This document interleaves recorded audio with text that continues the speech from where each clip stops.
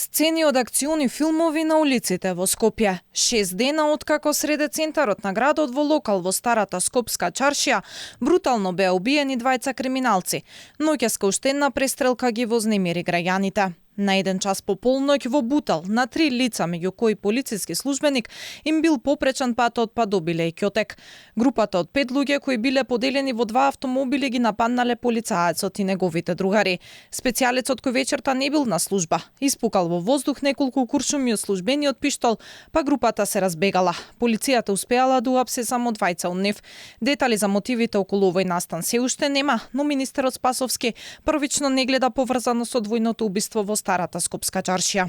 Настанат конфликт, односно напад врз неколку лица.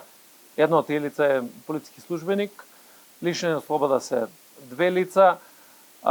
Има лица кои што со другото возило практично го напуштиле лице место и очекувам дека наскоро тие ќе бидат приведени кон лицето на правдата. И покрај страшните настани кои се случуваат во метрополата, министерот Спасовски апелира граѓаните да бидат спокојни и уверува дека полицијата правела се за да ги заштити, а Македонија била меѓу побезбедните држави и пред таквите факти и боговите молчеле.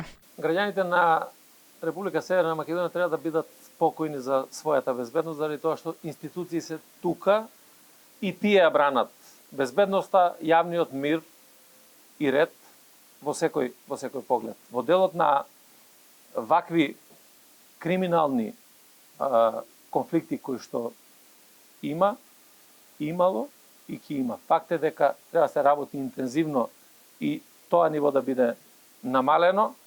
Додека Спасовски е самоуверен и горд на својата работа, крвавите убиства кои во изминатите години го потресоа Скопје се уште не добија разрешница, а пресметките помеѓу мафијашките кланови се уште во нерасчистените досиеа на полицијата.